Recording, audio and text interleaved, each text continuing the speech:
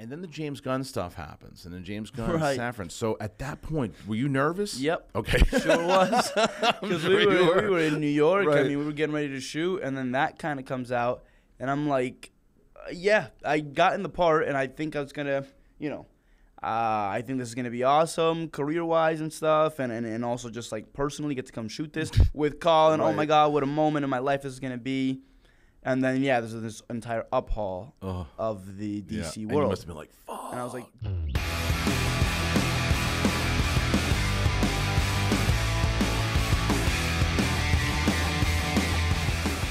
what's going on, everybody? I'm pretty excited here, too. And even before we even started rolling, I was raving to my guest about not only his performance, but the show in general. If you're watching The Penguin, you're going to know my next guest. Rhenzy Feliz plays Victor on The Penguin. What's up, dude? what's going on? Pleasure to be here. Pleasure to have you, man. And I was telling you that, this show's special. Oh man, it's special. You got to know that. It's an interesting one because you're inside of it, Yeah. And so it's hard to it's hard to know if what you're feeling is accurate. I knew when I was reading it and when we were making it that it was like one of the coolest things I've ever done in my entire life. Yeah.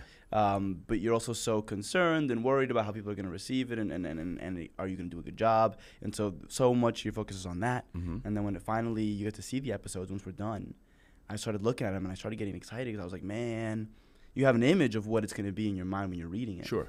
And then you see it, and in some cases, it even surpassed my expectations. Like a lot of stuff that I didn't get to see, a lot of the Kristian stuff, a lot of the Oz scenes that I wasn't around for. I was like, and a lot of special effects and the way they were edited and the music, all that you don't get a sense of what that's going to be on set. Seeing it on the when we got the kind of the episodes, I was like, this is pretty cool. Now are people going to actually just tune in and watch? Mm-hmm. And thankfully, people have been liking it so far. So start with that, right? So episode 1, you're obviously nervous because you want people to appreciate it the way that you appreciate it. You want the ratings to be good. You want everybody to be happy that's paying for the show and all that stuff too. And it comes out and the ratings explode. They love it. So you're able to rest, or is it no? Now we got to do better on week 2. It's there's relief for sure because I think I knew that if people tune in for that first episode, the way it kind of hooks you in a good way, you know, where you fall in love with this Oz guy and you kind of fall into this world of like, okay, is he going to be able to pull this thing off that he wants to pull off so bad? And so I think there was a relief for sure of like, okay, wow, people really tuned in, people really watched. Now they've got to come back for episode 2. And then when 3 comes along, you get to learn a little bit more about Victor. And then when 4 and 5 come along, then you're really rocking. And you get to learn more about Sophia. Yeah. And then with 5, we set up the rest of the season. And so it's like, it's all... It's a roller coaster ride. Yeah, definitely. So I'm letting people know right now that you're probably going to run into some spoilers here because there's a lot of things I want to talk to Rhenzy about, especially you just mentioned episode 3. Ties in a lot to the Batman, and they don't shy away. Obviously, it's a continuation of the Batman. It's furthering along what's going to happen in the Batman 2. So let's talk Matt Reeves a little bit. Like, how involved is he with you? Do you meet with him when you're auditioning for this thing? Is he in the room? How involved is he in this process? You know, it's interesting. I think you get a sense that I never met him while shooting the show once. Really? Yeah, not once. But I always had a sense that he was very involved. Okay. You would always kind of hear back on notes or you would hear certain things. And it was always a sense that whatever was going on set was a direct conversation that either happened or is going to happen with Matt. Okay. And so I always felt the presence there, even though I didn't maybe see him face to face. I always knew that his presence was definitely involved. And then I learned even more afterwards, once we were done shooting the show, just how much he had to do with it. Yeah. Started talking to people because I would show up for post stuff like ADR and things like that. And that's when I really learned how much involvement he kind of had in the entire thing. You know, just creative decisions. Sure. So many things going on where it's like, you know, he had a say for sure. It makes sense too because Colin's a producer on the show, right? Yeah. So you would assume that they're talking all the time and he's got some stuff to, and then he relays it to you also, right? Right. Yeah. It was never like Matt told me to tell you this, right? But it was like, this is the direction we're going and blah, blah, blah, and these kind of things. And so I would feel it. There was always that presence I'd feel. And it's also afterwards I would feel like this creatively, I feel like it was very important. I mean, it's his universe that we're kind of establishing in so many different ways. We're establishing his world that he's creating. And it also needs to tie directly in, like you said, to the Batman 2. Right. So much of it, has to do with what he plans to do in the future, not only with how he wants to establish the Batman 1 and kind of in the surrounding areas, but also what he's going to be able to do in Batman 2. So it was all very much related. Yeah, because you get to that beginning scene and you establish really who Victor is, because you set up one where this relationship, okay, Oz might kill him, doesn't, brings him on, is pretty much like just like using him as a pawn. Great scene with you guys in that first episode where you don't know if Oz, like what kind of character they're really going to make him. Is he going to kill this kid? Because I didn't know watching it. I was like, because I try to not go through the credits and say like how many episodes is Rhenzy in. Which is great, best way to watch the show. Yeah, so sure. I didn't know, and I'm like, I think I said what I was watching, and I'm like, this guy is too good of an actor for them to take him off in episode 1. And I'm like, that's nice. No, I was just saying, watching it, going like, there's too much of a dynamic here. Right. Okay. Yeah. But they did a good enough job for me to go, holy shit, they might take this guy out because of the tone that they're setting. But they establish it. They start getting more into this stuff. And I think before we even dive into getting to a spot where they give Victor his backstory in 3, when this is pitched to you, when the relationship between Oz is pitched to you, because you're hearing it, everybody's hearing it, this is like the Sopranos of the DC universe. I get Sopranos meets Breaking Bad.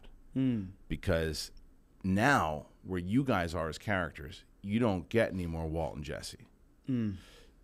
Are you pitched like this is a Sopranos type show? Is Breaking Bad ever brought up to you in a certain area? Or is it like, no, this is our thing. If people want to compare it, let them do it. Yeah, but I honestly never once was that brought up. Even like I'm getting a lot of like Batman Robin dynamics. I'm hearing a lot doing interviews. Like the sidekick. anti. Yeah, exactly. Yeah. An upside twisted version of it. But none of that is really, even... so weird to me that it never even crossed my mind, because Sopranos is such an easy one to compare it to, because it very much lives in that world, and he even has a similar silhouette, and has a similar so they come from a similar world, and they're in similar environments. And even then, it never dawned on me that this is like Sopranos-esque, or that this is Breaking Bad. Yeah, or Breaking Bad. I guess I was so locked in on what they were to each other, how Victor is around Oz, where Victor's from, kind of how that's influenced who he is, the stutter and all that. So everything going into my specific character with Oz's specific character, and only now that we're looking at the show as a whole and talking about the show so much, do I start to see like glimpses of Sopranos? Do I start to see things like Breaking Bad? Do I start to see things like Batman and Robin, or like a version of that?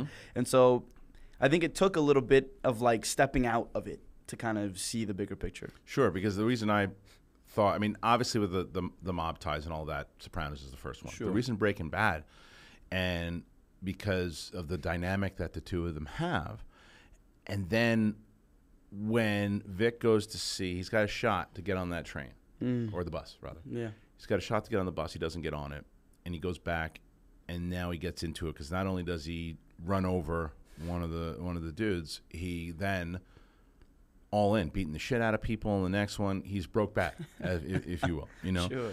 So that's why I think that came out there. But talk to me a little bit about that, about where do you go in order to, because he's got such an innocence to him, even though his family's gone. Yeah. So you understand why he's kind of on the run, living by himself, running with the wrong crew. But there's an innocence to him. There's a goodness to him. And that kind of goes away. Why does he decide to go with Oz in that moment and not get on the bus? Oh man, it's a tough one. I think it's something that I thought about for a long time, and it's like there's like 9-10 different answers all mixed into finally making the decision. I think some of the bigger ones are like, the easiest one, the easy go-to is money.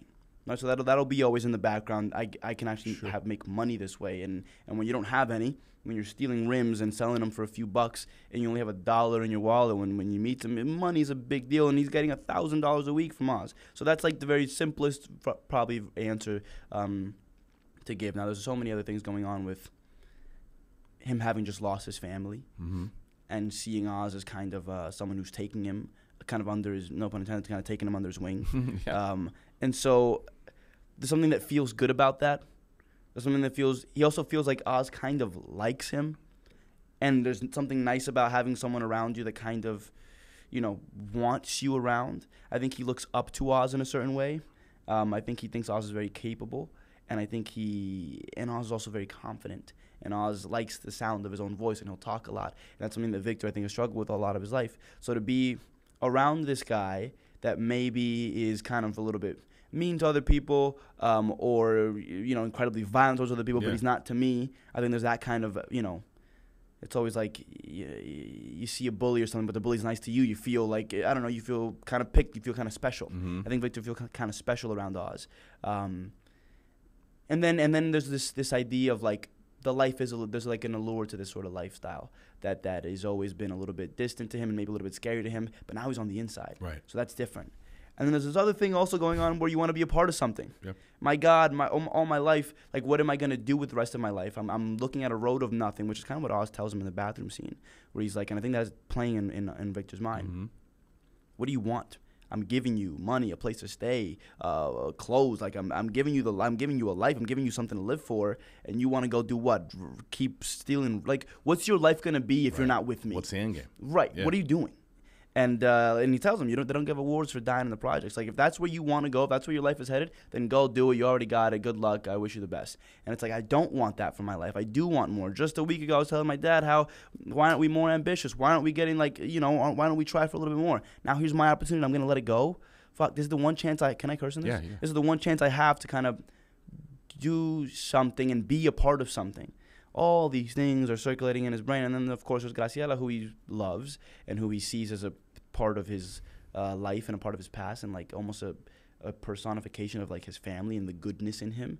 And he has to decide, do I want this mediocre, somewhat life, is the way he's looking at it, simple life, or do I want something more exciting? Do I want something more, do I want something more than that? What do I want? And I think ultimately he goes, I want. And I think, what's interesting is I think most times, like, let's say there's infinite alternate universes where Victor has to make the decision. I think most times he does get on that bus.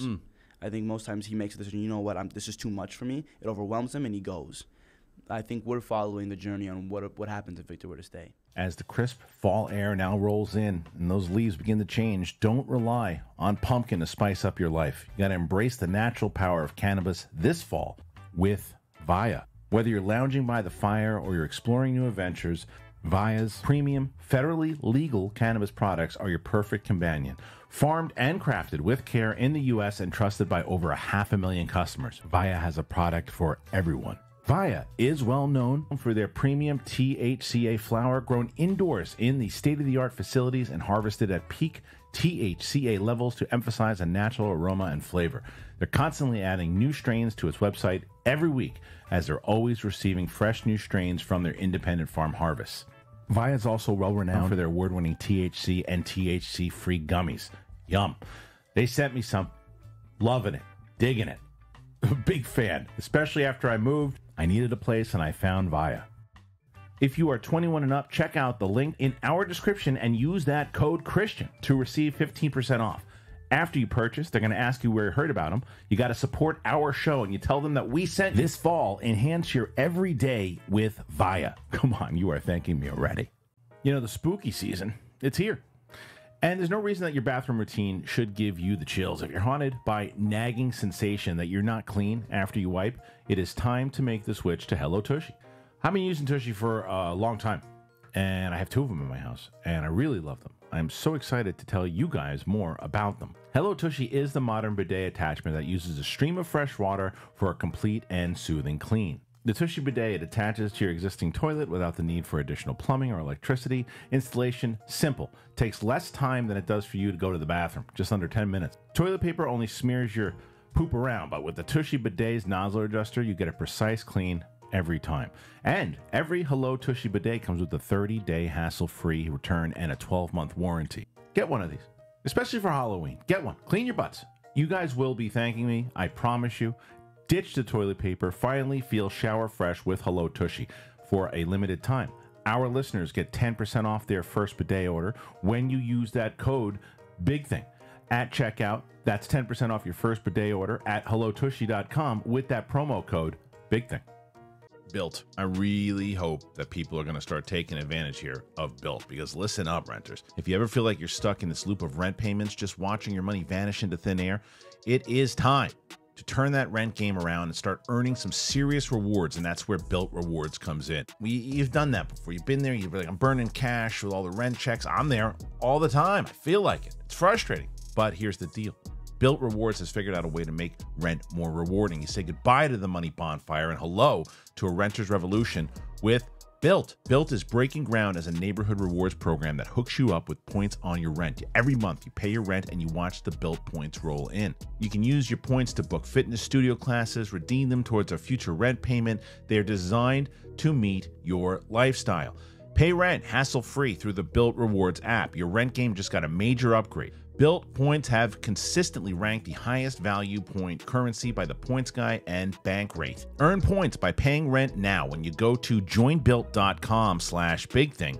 That's joinbilt, BILT.com/bigthing. And make sure to use our URL so they know that we sent you. Joinbilt.com/bigthing to start earning points with your rent payments today. You mentioned that conversation that he has with Oz in the bathroom, and that was another moment where I'm like, is Oz really gonna let him go? And he does, and it's like, and it's what you just said. It's the fact is like, this is I gave the guy an opportunity, and I almost feel like Oz is talking to himself in a certain aspect too, because there's something inside of Oz where you see him snap at the wrong moments, right? Because if anybody says anything to him, looks down on him, anything, that's when he snaps, and that stuff where he is capable goes out the window, and he kind of shoots himself in the foot a lot of times, and he's got to cover up a lot of his shit, like whether he's killing the Falcone, whether he's doing all these things, and you see it, and it is also the brilliance of what Colin Farrell is just doing as this character. And I love, and as a New York guy, you probably notice this too, and it's obviously on purpose, there's 87 different types of accents in this, and there's this old-timey Gotham accent that Colin and his mom have. Right. That's why it's brilliant. It's not just like, well, Colin's doing one thing and everybody's doing something else. Right. No, that's a certain part. Like, that's where you'll see, if you go to Staten Island, it's a little deeper than if you go to Brooklyn. Right. And I love that, in the same way that you look at what Kristen Milioti, who's a New Jersey girl, you look at what she's doing, but you just see this and the way that is happening, the way that this is just developed, and Gotham is like this character. But talk to me about Colin Farrell, man. Like, working with him, meeting him for the first time. You'd seen the Batman already? Yeah. At that point. Yeah, so were you like everybody else, like, that's not Colin Farrell? Yeah, especially when I first saw it. I mean, I remember being like, just geeking out with my friends when we first saw him in the makeup, like without me being a part of the project. Just him in the makeup in the Batman, and I was like in awe of what was going on. And then I went and saw the film, and I again was like, there's no effing way that this guy pulled this off. This is insanely good. I mean, just such a character and such a departure from who he is as a human being. And so I remember me and my friends would even rewind and replay that introductory scene where it's just a slow push-in on Oz on the staircase in the Batman when you first meet him. He's got like a little mini monologue where he introduces himself. Hi, I'm Oz. There's that whole thing. And I would replay that over and over and over again because it was blowing my mind. Before you even were on before there was even an audition hadn't even come to the door. Before I even knew the project existed.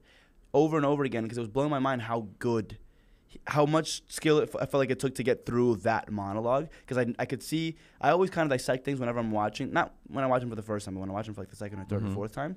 I'll pick apart the writing and I'll go, how as an actor, what choices were made to get to this kind of performance. And so to me, kind of jumping through what he needs to jump through in that little space, as an actor, felt like a little bit of a stretch, like it felt like a little bit of a leap. It's like, wow, he's got to get through a couple different kind of beats to get to where he gets to in the end. And he did it so damn well that I was so taken aback that I watched again. When the audition finally comes in, I'm like, holy shit, I'm going to get to, if I get a callback or whatever, I'm going to get to actually read with this guy and like chemistry with Colin. Like, that's just, I was thinking about that far. And then, of course, if I get the role, then I get to work with him and do the whole thing. Yeah. But I thought how awesome it's going to be to get to do this scene that they gave me, which, by the way, is the bathroom scene. Oh, is that's the scene you auditioned with? Yeah. Oh, that's cool. Where he's putting a gun to my head and that whole thing. And but that's tough, though, because you had to get to so many like different places to get there with their journey. So you just had to kind of put it together in your head of what happened leading up to it. Wow. I mean, essentially what they wanted to see was the first scene that I have is me. Honestly, it's a scene that they ended up cutting from the show. There were 2 scenes for the audition. One of them they ended up cutting. One of them was just me talking to Graciela at a restaurant about my family and about how I've been trying to find my sister, but I couldn't, and that whole thing happening. Ended up cutting it, but that was more just to get a sense of who Victor was, right, when Oz is not around. And then they wanted to get a sense, can the kid play, this incredibly heightened fear? Can we gain a sense that Oz is powerful in the eyes of this kid? Yeah. And so then that was kind of what that second scene was about, I think in the audition.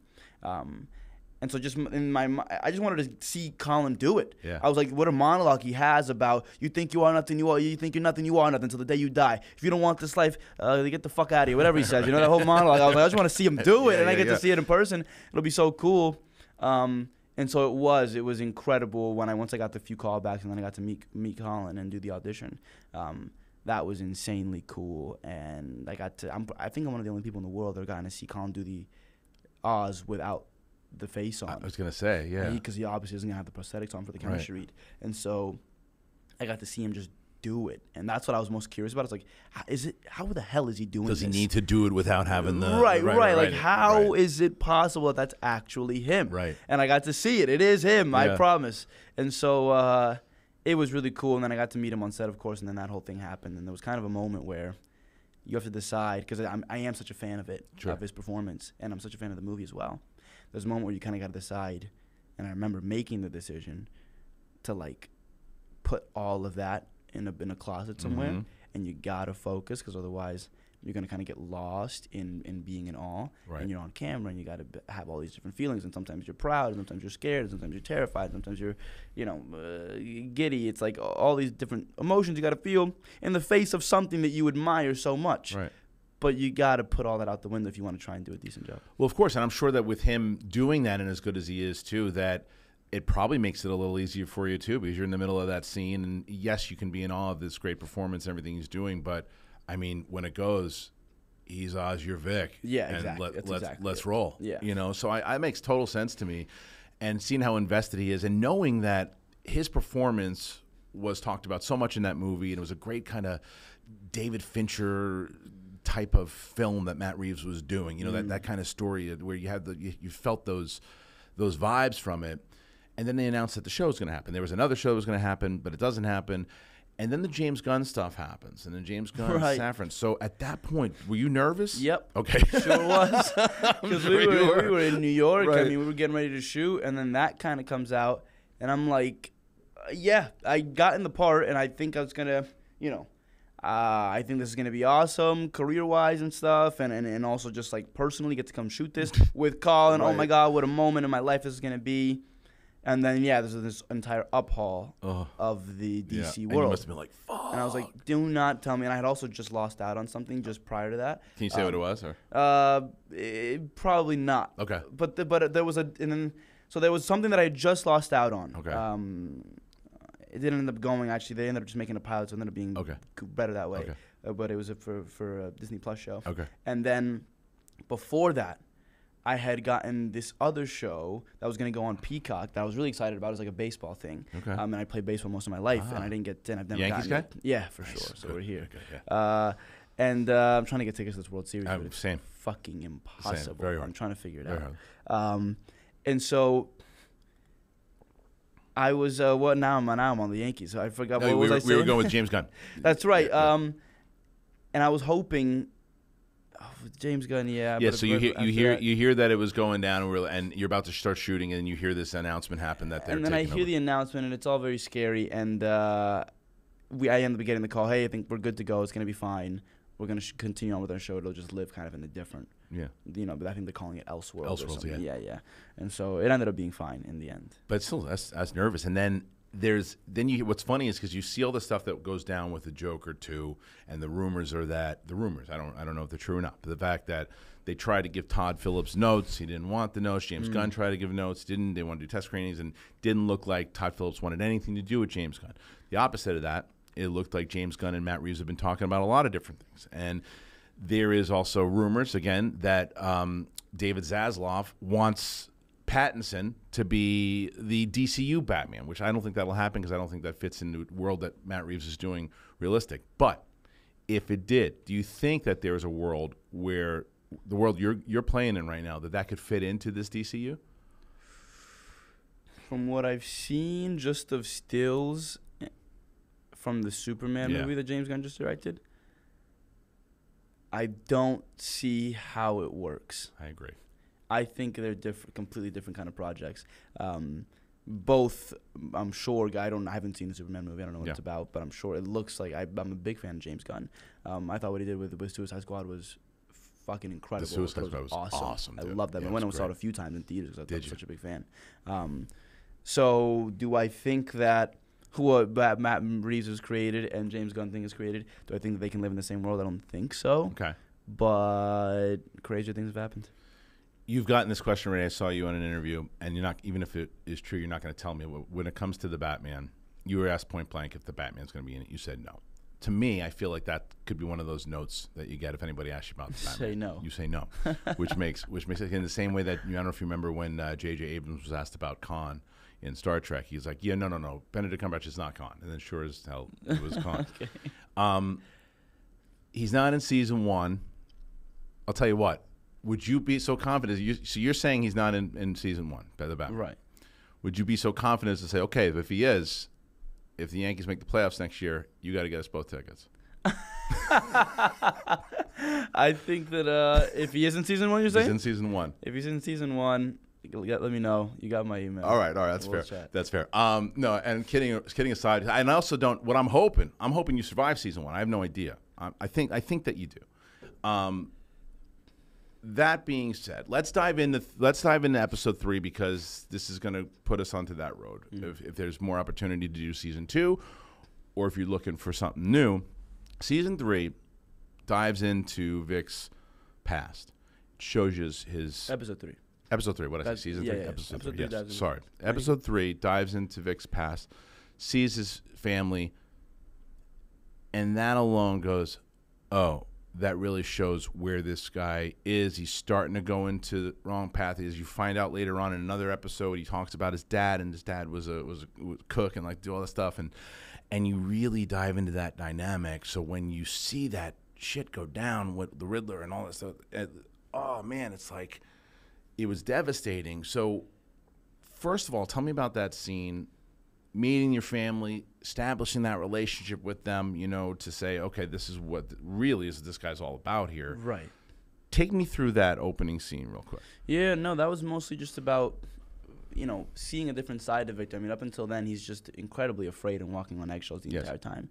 And so I think one of the things that we wanted to focus on the most was how comfortable he is and what a loving family he's got, that they're very comfortable with each other, that they're laughing and having a good time and just kind of a very different world from the one we've seen Victor in thus far. And so that was kind of the objective, was show him in a different light. I think even the way they shot it was different. It was like much warmer inside the house, and kind of you could feel there was a real family dynamic and real love to this family. Another thing, I think one of the glimpses you get is you kind of get to see a little bit of Victor's ambition.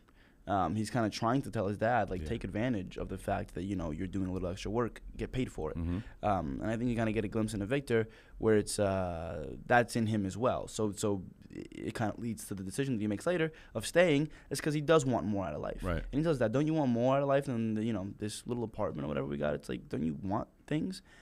So you get a glimpse into his brain, into there, and into why he might make the decision later. This wanting of things and money and better lifestyle and whatever it is. And also then you get to see, just how he kind of leaves things with his family, which isn't great, which kind of leaves him in a painful spot, And it's something that he thinks about a lot, something that me and Craig and Lauren talked about even when we had our meetings before we started shooting, about just how I kind of wanted to bring it even darker than it was. I'm glad that they kind of pulled me out of it a little bit, because I was like, I don't know if we ever see Victor smile ever. He's just afterwards. Yeah. Okay. Well, yeah. In the series. Okay. Just because, and that was something I was toying with. It was something that we were talking about out loud. Sure. Kind of like the kid's going through so much Just a week ago, he lost his family. And it's lost his family. Like, you don't even have the closure of knowing if they died. You're just kind of 99% sure they died. Right. But you don't, it's not like, hey, here's the body, we found them. There's, it's chaos everywhere. Yeah. You just kind of assume. And so I think that it's really brutal. It's going through that. And he's not in a happy place. And so I was kind of, just as an actor, like, we really got to fucking cut the, split the veins open. This kid's going through pain. And they were like, well, let's not go all the way. Let's just not go too dark. I was like, all right, yeah, you're fine. You're right. So there's moments where he's kind of gotten a smile. I think, honestly, one of the first times you get to see him really smile was at the end of 5, when they kind of find this, I don't want to spoil it for anyone who hasn't seen it, but I guess it's out, and I don't know. Yeah, it's okay to spoil it now. Episode 5, they find like the underground trolley station. That's the best. It was like it reminded me of Batman Returns. Right, with the penguins. Yeah. And so there's this kind of excitement to what they're about to go on. Like, oh my God, we really found a spot. And I think there's good moments of it, but that's the first time you get to see him like actually have a smile. Because he's just going through so much of the pain of what he lost in episode 3. Well, the pain of what he lost prior to episode 1, but that we get to see in episode 3. And so those were all very. That was a fun day, getting to shoot with the family and getting to see that with Victor, and then all the rooftop stuff was a painful day. Painful in the fact emotionally, or just emotionally, and like we had to do it a few times, and so just like kind of an exhausting kind of. Having to go somewhere kind of dark day. Yeah, it was tough. That was, I did a reaction to that on my channel, and I was literally, I think I had my hands in my head going, fuck. Like, it was like, that moment was just so tough. You understood it. You get right away, oh, that's why he's in the place that he's in. That's why he's kind of now on the run and probably dealing with so much pain and dealing with so much guilt and all this. But this is where I want to go with this, because during that reaction, as I was watching that scene, I know you've worked with Marvel before. Dude, I said, this is the guy that should be playing Miles Morales. Oof. Right away. From when I saw that, I said, this is the guy. That dynamic. My question went that, though, is because the Runaways is part of the MCU. There are other people who've done it, multi-roles inside of it, the MCU and stuff, too. Is that something that you would even be able to do with the contract that you have now? Because that movie is potentially 3-4. They said they were going to bring Miles Morales in live action. They said they were going to do that. How familiar with Miles Morales? Is that something you think that you would want to do? Have you heard that comparison after this episode 3? I've heard the comparison ever since I saw the animation that they made. Ever since the movie came out. I remember watching it on the screen and going, holy shit, that. And I looked over at my friend as I saw the first time we saw him on screen. The very first shot of Miles Morales in the animated movie, it's Into the Spider-Verse, the first one, yes. Right? Yeah. I look over at my friend, and he's already looking at me like, dude, what the like? It looks so much like you. Yeah. And so that was a really cool moment because that doesn't happen very often. But that was cool for me. And then yeah, I think at that point I was like 19, 18 years old, and I was like, please, let's go make this movie. Yeah. That would be awesome. And now I'm getting older, and I'm like, I don't know if they're going to want a 20-something-year-old playing Miles Morales. I know I play younger, and I look younger. I'm play 17 on the show. But then you think about 3 movies down the line. Am I going to look even older 5 years from now? I think about those things because I would – so to answer the question, I would love to get to play something like that. I think it's an incredible character, and I've been such a massive fan of Spider-Man my entire – since I saw the Tobey Maguire movie, so since I was a kid, I had Spider-Man sheets and toy why do I want to say toy figures? Yeah, what are they called? Action figures. Action figures. Yeah. All my life growing up, Yeah. and so it would be an incredibly exciting thing to get to do. I don't know if they're by the time that they comes around and they finally do it, have I aged out of it? But I think you said it though. I think that the good news for you is that you play younger. Yeah. I mean, you could still That'll make that help. work. Plus, that we don't know where they're gonna put That's it. the thing. Whatever the story is, if they want him to be some 15-year-old kid, it's going to be tough. Yeah. If they're cool with him being some college-aged kid, then that would be fantastic. I think what the benefit that you have there is that because the Spider-Verse animation films are so popular, it's not like one of these things that sometimes there's animation films or things that they've done, and it's like, well, nobody really knows the origin story to this kid, so we probably have to do it in live action to the origin. Those are very popular movies that, in the same way, you don't have to do another Peter Parker origin story. You could do Miles Morales. He's either he's in it, or it's like right as he's supposed to, or he makes an appearance, whether it's whatever it might be. But do you think that it would be a conflict because of the Runaways? I don't think so. No? From what I've heard, and like, not that there's been conversations with people who are making the films, but there's been like, I know people higher up in the Marvel, obviously I worked on the Marvel show. I don't think there would be an issue with that. Okay. And what about the Runaways when you were doing this? So that was 3 seasons. Yeah. So was there any talk about doing more with those characters? Because that started in 2017. Those aired in 2017. Yeah. Yep. So that was like in the height of when Marvel was like crushing. Right. So was there any talk of like, hey, let's do some stuff with them in potentially movies, other things? Was there ever talk about that? I never heard any talk about it myself. Maybe there was conversations about it up above, but I don't think so. But I'd never heard anything about movies and stuff like that. No. Okay. So obviously you're a big comic book movie and fan of those things too. What's after? Well, let's hope that you survive season 1 and they're talking about season 2 already of the Penguin. They're talking about it, but it's a little limited series. Like there isn't. It's meant to be just the one. Yeah. And then lead into Batman 2, and then whatever happens afterwards. But I think that the show's been so successful that maybe, possibly, potentially, I think the people in power would love there to be more. Now, if there will be more, I have no idea. Well, they said because if you're reading up on all the news, you're saying, I'm sure there were 2 sides to this emotionally when you saw Colin Farrell's comments where he's just like, look, this makeup is exhausting. Yeah. It's really hard. I don't know if I saw it every day. I'm sure you did. And he's like, I don't know if I can do it again. There's probably those like, oh, please don't say that. And then also like, I get it, right? Totally get it. I mean, I was there every day with him. It's a brutal thing to go. Like, I think he's the kind of guy that will never complain. But I see the buckets of sweat that pouring out of his body every single day. He'll take off a jacket that Oz is wearing, and his back will be drenched in sweat. I mean, it's encasing. There's so much heat that's just being captured that stays within that suit. So there's nowhere for it to go. I would see him in between takes run off to the tent. They had like a little igloo for him. It was funny because it's like a penguin, but he had like a little igloo for him, like a cold that was like funneling cold air into this tent that he would just go sit in for 20 minutes and then come back out and shoot more of the scene because it's so hot. So I totally get that and he'd have to show up sometimes at 2 a.m. Because we all show up like at whatever 5 a.m. to start shooting, and we have our 15, 16-hour days. We shoot from like 5 a.m. to 9, whatever it is, you know what I mean? And so, but because I have to be there at 5, he's got a 3-hour makeup job. He needs to be there at 2 a.m. to start, just to get the day started. It's like, how do you get any sleep if you have to be at work at 2? Probably helps him be more miserable as a character, too. Sure, yeah, I'm sure. I'm sure he'd rather act miserable than be miserable the entire time. But I think that I could see that it was pretty grueling after a while. And by the end, I could tell that he kind of was excited to be acting on his next project without all the heat around him.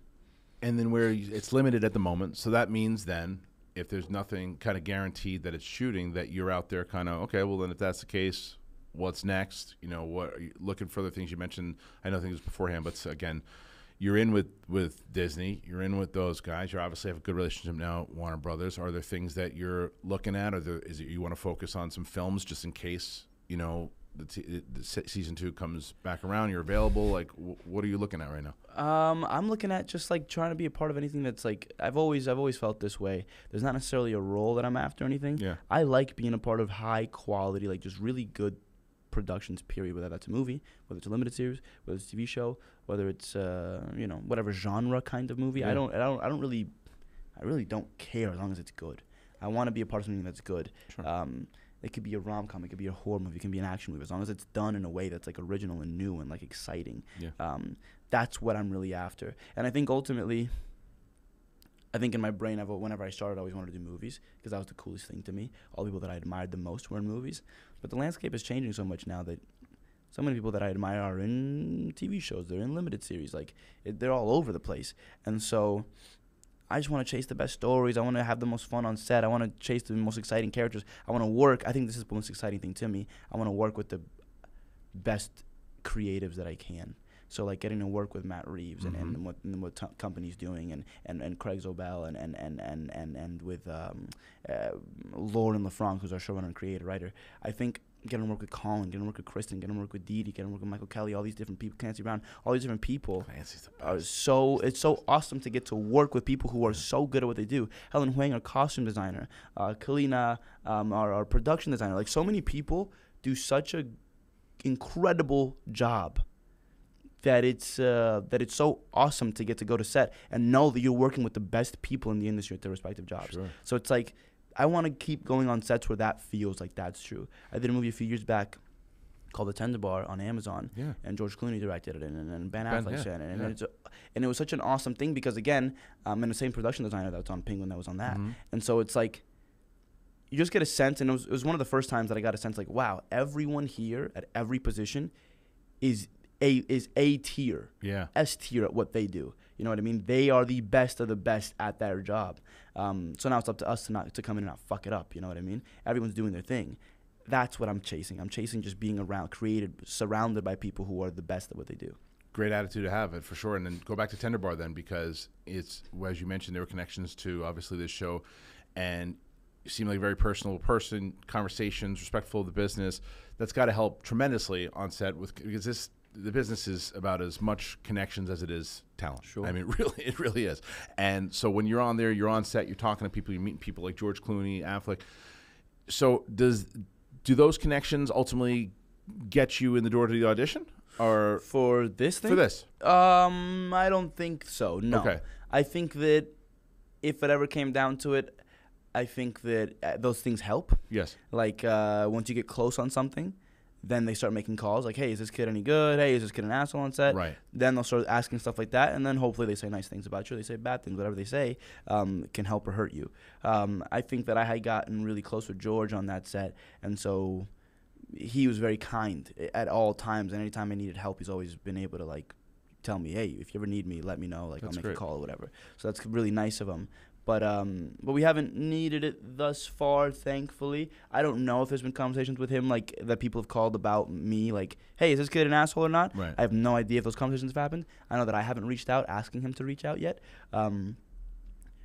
But if I ever got close enough on something that I really, really wanted, I would use the. It feels like Clooney card. I would Of use course. the Clooney card. You have that card ready to go. And then, do you ever argue with Affleck about the Red Sox? And Never brought it up. No. I never brought it up. He was number one on that set. I didn't want to ruffle any feathers. Totally makes sense. Yeah, especially after the year they're having.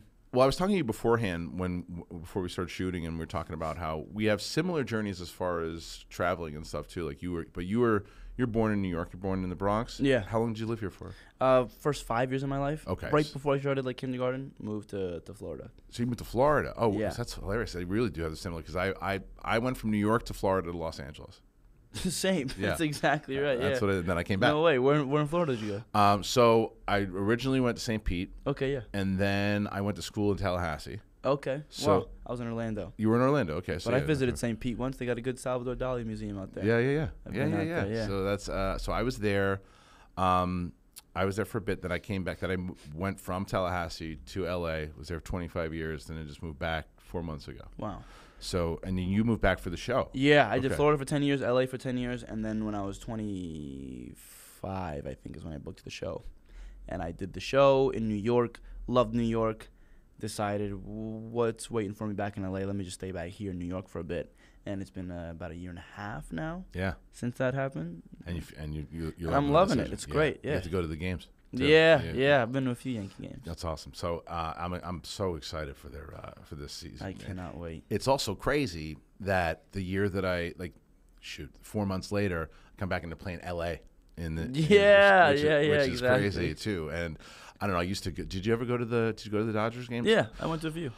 I liked the atmosphere. There's the one. I will say this about Dodgers fans that they are the most engaged in their team, and it doesn't feel like it's like, oh, well, it's the cool thing to do. Like Dodger fans are Dodger fans, Right, Like right. they're real fans. Like Yeah. Lakers fans, not so much. Right. You know, it's like who's in the front? Oh, who's trying to get a publicity shot in the front row? Like, but no, Dodger fans are legit. They're there. They're there. They love them. Yeah, they do. And it's fun. And I feel like Yankee fans, they've got a passionate base as well. Oh, yeah. Yankee fans. I mean, obnoxiously so says everybody else. Right. I think it's just appropriate. But I cannot wait. I'm hoping to God that we can pull this off at the World Series. Me too. So you played ball in college? No, I didn't go to college. Oh, you I go. went to high school. You went straight from high yeah. school into into the business. Yeah, Dude, right. I started you. my senior year. I started acting my senior year of high school. Okay, so that's so you discovered it. So you were playing Junior sports and then decided. Yeah, I was playing sports freshman and junior and sophomore year of high school, and then that's around the time you got to start deciding what you want to do in college. Yeah. Like what college you want to go to, and what college you go to depends on what major you want to do, and what major depends on what job you want. So you got to start figuring out what job you want in junior year of high school. And I didn't know, but I knew it was going to be baseball. I just didn't. This is in Orlando, by the way. The sophomore year was in L.A. Oh, sophomore year was in Freshman LA. year was in Florida. Oh, wow, that's a transition. Yeah. Okay, so I thought you moved to LA for acting. Not at all. Oh, you went for family stuff. Yeah, my family just wanted to move to L.A., so I said, yeah, sure, let's go. Wow. So we'll continue on this journey. But when it comes to was your mom or your dad in business? In the industry? Yeah. No, I didn't know a single person. They just wanted to go to LA? Yeah, my mom and my stepdad, they had visited. My stepdad had an opportunity to get a job here. They didn't end up getting the job, but they liked when they visited, they liked it so much. They were like, well, let's move here. It's awesome. We love Santa Monica. Let's move to Santa Monica. Wow. So they just moved to LA, sorry. And they asked me, like, do you want to move to LA? Like, if we do this, do you want to come? Yeah. I was like, let's go. I ain't shit in Florida. Let's go to LA. Okay, so you do that, and so you were playing ball in Florida, Yeah. which makes a lot of sense because Florida is super sports oriented and Yeah. everything too. Was there any interest in acting when you were in Florida, or you discovered it once you moved to LA? The only interest in acting was like this sort of background voice in my head that would have wanted to do it if it weren't so socially ostracizing to do it. Yeah. So I just felt like I can't, but I never gave it much thought. Like, it entered my brain one time when we were reading Romeo and Juliet in like my English class. Yeah. And I was like, man, this is fucking fun. Anyways, done. Moved on from it. Never thought about it again. I'd heard about some play. The teacher actually came up to me. My English teacher in Florida came up to me and said, you know, you're really good. You should, like, think about joining the play.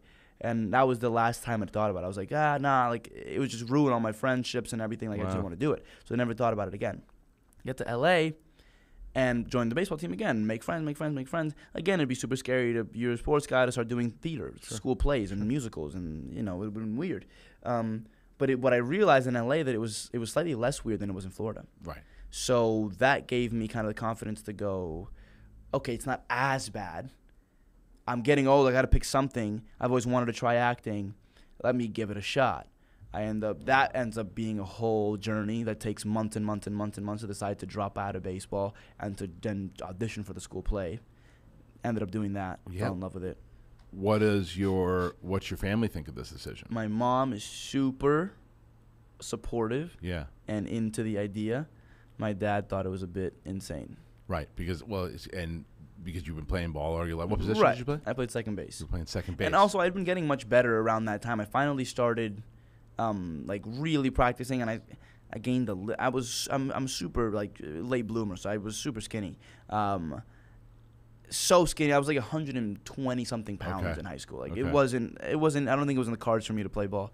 But I think I'd grown to like 130. Okay. I'd started to gain a little bit of weight. Fast? I was quick. Yeah, I was quick. Yeah. And so that was good, but I don't think he saw the vision. To be fair to him, it was a crazy idea. I didn't have any friends in the industry. It kind of came out of nowhere. It kind of came out of nowhere. I had no friends. I had no family.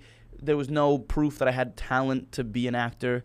I just had kind of decided over those like 6-7 months of me deciding that I had really fallen in love with it. I started taking some classes. I started doing things like that, and watching movies and just really dissecting them and starting to learn monologues, and just so I kind of fell in love with acting. Wow.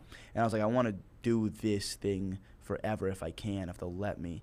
And so I decided to drop out. He wasn't the happiest. He thought it was like very odd and weird and like not smart. Yeah. And So now he's okay with it. now he loves it. Now he's a big fan, yeah. It ended up working out. Yeah. To be fair, I think he was just afraid that I was making a silly decision. Of course. But my mom was all for it. She was a believer from the jump. That's great. She just wanted me to do something that I loved, and then she could see how much I loved this thing.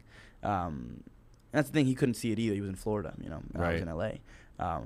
And so I got to joining the play, and I really just like dove in. It was an obsession. It still kind of is, but it like ebbs and flows. At the point, it was everything to me was acting, and all I would do was I would take lessons. I would join competitions. I would get my friends over, and we would read movies, and we would like just read the screenplays, and we would read plays, and I would join classes outside of school, inside of school, the school plays, competitions, like anything that I could do to be around it, I was doing it. And finally, it got to the point where I was able to get an agent, and then you start working, and then a year later, I had Runaways. A year later. It was quick. Wow. So that's like, I mean, so would you say though that because I remember so a friend of mine, I was supposed to go to, I think it was Jumanji Junket or something. And so I worked for the WWE for a little bit in like a writing capacity, and I was able to see like the work ethic that those performers have to do because they're performing every day and they're moving, they're whether it's a house show, whatever it might be. So remember, I couldn't go to the Jumanji Junket. So I had asked a friend of mine to cover it, and he got an interview with Dwayne Johnson. And so I had said to him, one of the things I want you to ask him when you go is the work ethic that you took from being a wrestler and that the drills, everything that you have to do, did that help you with, doing all the movies you're doing, the consistent schedule, you're booking things left and right, and you have to do it. I asked the same question to you. When it comes to baseball, because the drills and getting out there and doing that and then as you say, when you switch over and you go, I'm all in, I'm moving, I'm like, is it that same mentality? Definitely. I think it takes a lot of energy, and it takes a lot of, honestly, you got to care so much in order to do as much. It was what it takes to be successful in the thing, I think. And I think that I also bring a certain like competitiveness. I'm a pretty competitive person, and I think I bring that. And a lot of people, I've talked to a lot of different artists, and they all, competition. And no, it's not a competitive thing. It's not a competitive thing. And in a massive way, they're right. It's not all competitive. But I do view it as that. I think it helps me push harder whenever I think of it. Of course it's competitive. You're going for a role, and you're going. There's only one of us can get it. Right. Of course. So I see it that way, and I think a lot of people go, what's meant to be is meant to be, and whatever's yours is yours. And I hear that argument. I get it.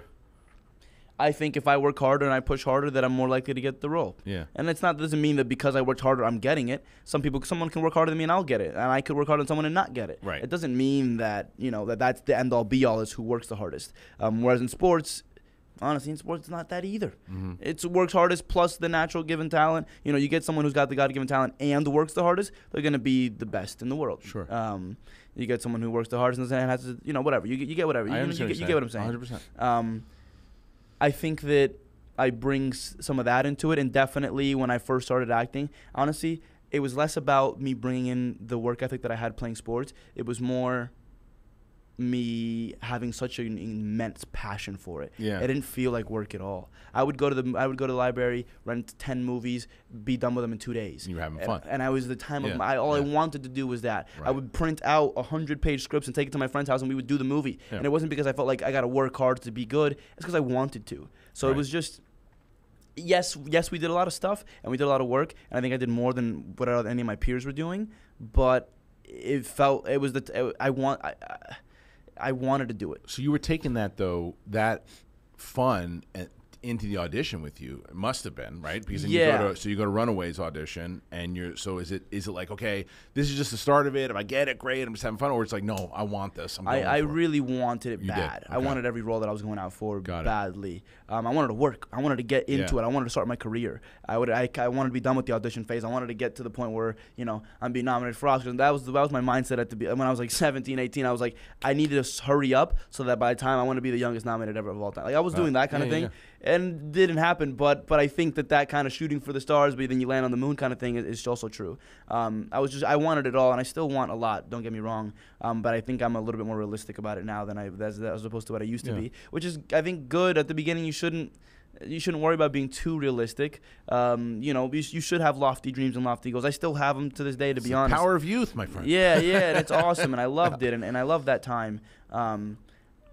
But I think that now I'm just a little bit more realistic about what's possible and the timeline and the politics of it all, and all these things. But well, it's interesting that you say that too, because I mean, even the people that I've talked to myself, of course, and going back into that competition conversation, but also if it's meant to happen, I happen to agree with both philosophies, right? Because I think if you go into it with the mentality of I want this, oh, it's got to beat this person for it. But if you don't get it, to say, okay, well, that wasn't supposed to happen, I'm supposed to get something else, is accurate, because if you then start to look at things, you can be in the worst. And this isn't just like for the auditions or jobs. This is life, right? Like the worst thing in the world that happens to you, you're in the shittiest spot. Eventually, you will get into a spot where you're gonna have a good day, and that might be the best day you ever had. But you had to have those chain of events to get you back there. So if you're in one thing and it's like, okay, I missed out on this audition. Like, let's say, so was Runaways supposed to go 3 seasons? Was that it, or they said it's run its course?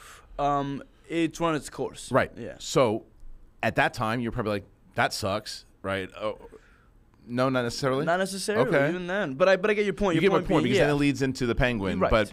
But that might have. Because maybe at that time when it does, you're like, okay, now I did 3 seasons. I want to do some more stuff now. Yeah. I think that was kind of the mentality. I was super proud to be on that show and happy with it and happy with the experience and everything I learned on it. But I think that a couple things had come up that I wasn't able to do while shooting the show because of scheduling stuff. Got it. So I had auditioned for stuff and not been able to do them. Stuff that might have changed my career a bit. Didn't get to do them. That sucked a little bit. And then 3 seasons in, I'm like, okay, I want to, you as an actor, you want to try different things. You want to do new things, and you want to try something different. And so, getting that opportunity after the show was done. That's when right when the show was done, COVID hit. So then we had to wait till that was done. Sure. And then after that, I ended up getting Tender Bar and Encanto and different things. Thank God you brought that up, because my daughters would kill me if I didn't. Encanto, because it's like that movie. To me, like, what a really sweet movie that was, where they didn't need a traditional villain. Yeah. Like the way that so when that came up, did you know that one was going to be as big as it was, or as special as it was? Again, you don't know any of these things when it's happening. I mean, it's so hard to gauge it. I think I remember going in for the first recording session that I went in for, and both of the directors kind of went through with me what the movie was and what they were trying to make. And I got chills throughout my body thinking about when they were telling me the story of what they wanted to tell. I was like, wow, this is going to be special. This is going to be incredible. And I was really excited about it. And then I knew I had to sing in it as well. And Lynn gets on the call, and this wasn't the recording session yet for that, but he was just telling me, hey, I just finished writing your verse, or I wrote you the verse. I think you're gonna love it. It's pretty awesome. Can't wait. Talk soon. And so I already knew Lynn from something else that I had auditioned for prior. Okay. Something that I got really close to doing, but again, the Runaways stuff. You got to give me one of these things. You got to give me one. I'll ask you. I'm gonna ask you afterwards. Yeah, I'll tell you after. And so I think that. When I heard the song, We Don't Talk About Bruno, I thought I loved it. I was a big fan of it. And I remember playing it even just for fun in my car, just like Lynn's version of it, in my car throughout anywhere I was driving. One, to practice, just to get it in my head, but also I just liked the song. The movie comes out, and it doesn't really do anything. It comes out on the theaters. Right. Nothing really happens. Right. It's not until it comes out on Disney Plus in like December when it blows up. And I remember where I was when I got the notification that we were like on the Billboard Hot 100 number 1 or whatever, and I was like, yo, we were number 5, I think. And the next week or the next day we were on number 1. Yeah. And then the next week we're still number 1, another number 1. I was like, this is getting insane. People were reaching out, and it was super nice that time. But it was, you can't gauge it. You don't know that it's going to be this massive thing, but it's cool when it is. Yeah, and you keep those connections going. And as I said, is there something that you can talk about? Because this is something I always enjoy hearing it when you're so far attached or detached from it now. Is there a role that you can talk about that you got close to, that you were like, okay, I thought I had it. That was the one of the ones that you can discuss? You see, I think once I get to a point in my career where everything's so awesome and cool and everything's great, then I can come back and talk about these things. Because now the only reason I don't bring it up is because the people who did get them and then it's like it becomes this thing of like, because some of them are scheduling reasons why I didn't do the movie. Okay. Oh, was I the second? They don't know. No, was I the That's second fair. choice? That's fair. And now they feel bad. You know, I don't want them to hear this and go, oh, I didn't even want. So I don't know. It That's feels okay. a You little don't, bit have, weird. you don't have to do it. You know, Yeah. That's totally fair. Well, as you said, once you're gonna have a very long career, my man. So like once we'll do this again. And Yes, then please. it'll be years before, or years after, and I'll And then it'll be so far removed, nobody would care I'll anymore. get you to do it. Last thing I want to ask you before I let you out of here is that we've mentioned Colin. We mentioned, the great Clancy Brown, who's one of my. When I had my interview show on Collider, he was my first guest on that show. Wow. Dude, what a legend. Yeah. He's just so great. But you get to work with these people. Kristen Milioti, what she's doing right now. Wow. Did she scare the shit out of you once they call action? I was as excited as I was to work with Colin. I heard about Kristen being cast, and I had known her from Palm Springs, Great movie. and I was like, interesting. Yeah. Wow, okay, so she's gonna play Sophia, because I read the character Sophia, and I was like, how is she gonna do this? It's so interesting. And we sat down for the table read, and we do the first 2 episodes of the table read, and I am shocked. I am in awe. I'm like, this is so fucking good what she's doing. It's so nuanced and it's so grounded and it's so and I loved what she was doing. She was doing like a small little accent. I was like, this is so much cooler than I could have thought. She's murdering this thing, and then I would show up to set even when I wasn't shooting just to watch her scenes sometimes because I thought what she was doing was so incredible. I was such a fan. Anytime my friends would ask me, my mom, my dad, my friends, they would be like, "How's this shooting with Colin? How's this shooting with Colin?" I'd say it's incredible. It's amazing. The one that's going to surprise you is Kristen. Kristen is doing fucking incredible on this show, and you're going to love it. I would bring it up all the time.